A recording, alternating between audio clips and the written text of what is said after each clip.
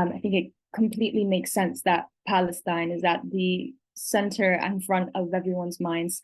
And yeah, just to set out my framing and understanding of this, like in answering this question around what does the rise of the global South mean for Britain? I'm coming at this not just in my editor role and mindset, but also as a border and prison abolitionist and organizer, an anti-imperialist, anti-capitalist. So this is going to guide my interpretation of the situation, and I want to speak a bit to how the mass uprising we are seeing and mass mobilization around the world that we are seeing amongst many across Britain and across the world.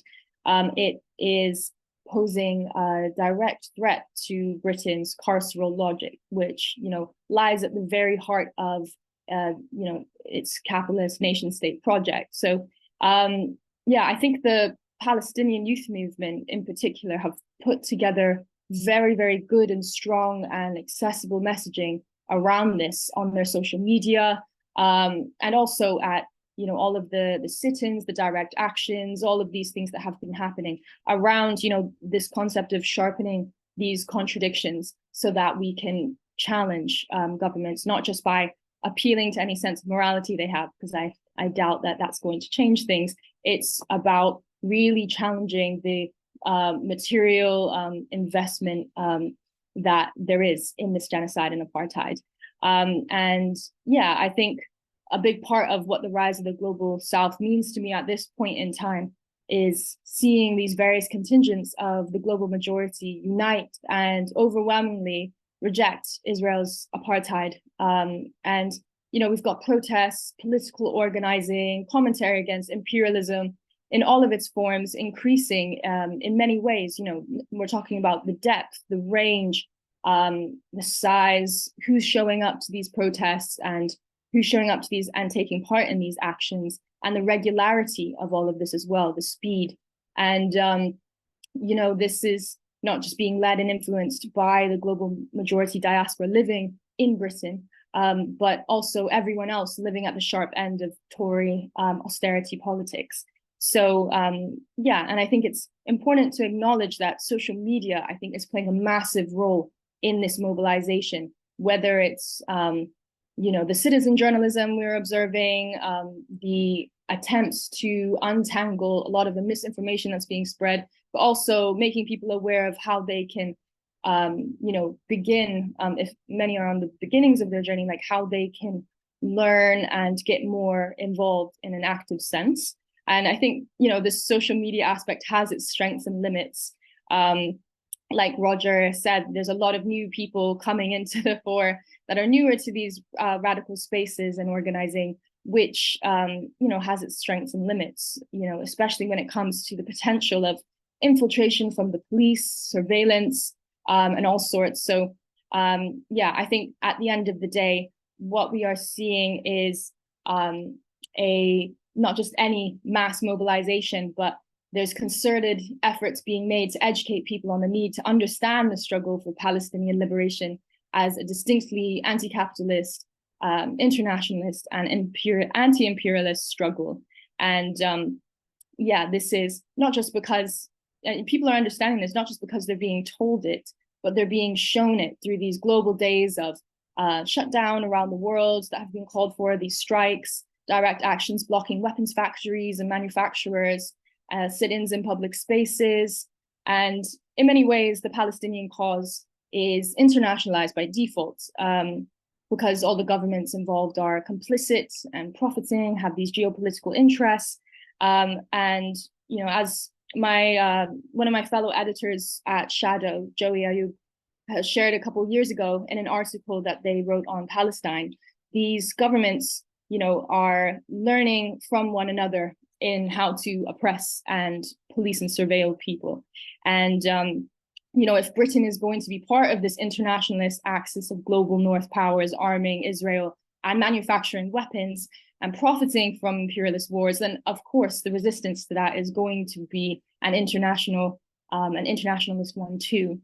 So I think we are witnessing in this moment that people are recognizing every site of suffering also offers a site of struggle and resistance and disruption. And they're recognizing that Britain's complicity in apartheid is material.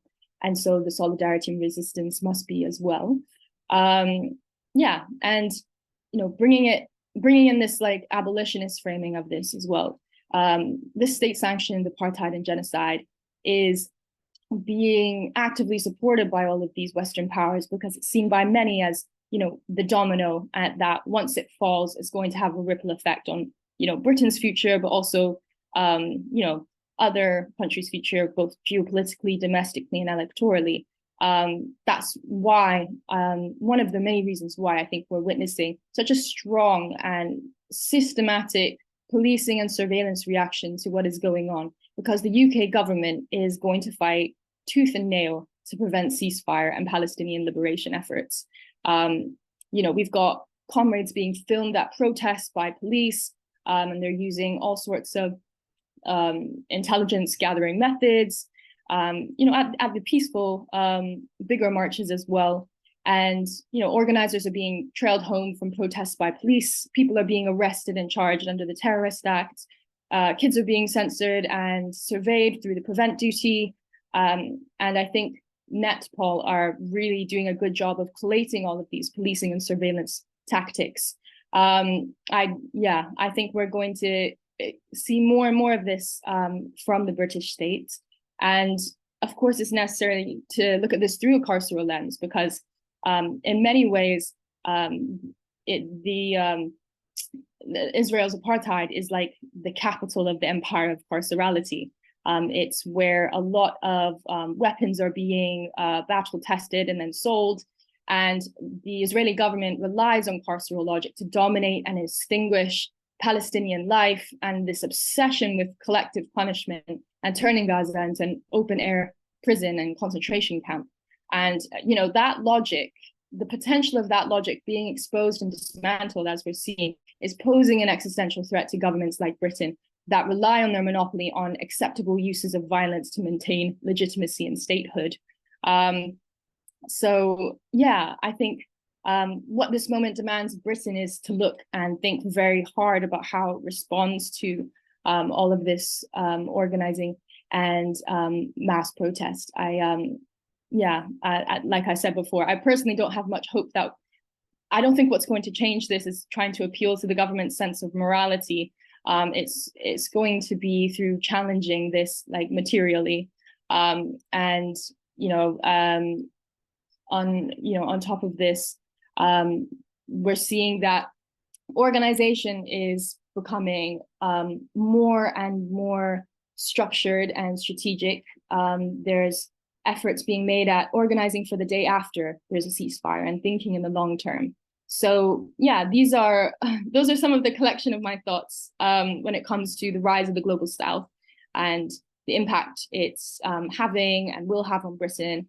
And I think a foreign policy that contributes towards peace and prosperity is unlikely to come from David Cameron. But at the end of the day, any foreign policy from Britain that has any peace involved in it, it's not going to be possible without immediate ceasefire in Gaza and the cessation of arming Israel with weapons. I think as far as many people are concerned, there's no more business as usual in Britain or peace until Palestine is free. The public aren't going to give up on this anytime soon. And I think I'll probably leave it there in keeping time in consideration. But thank you so much.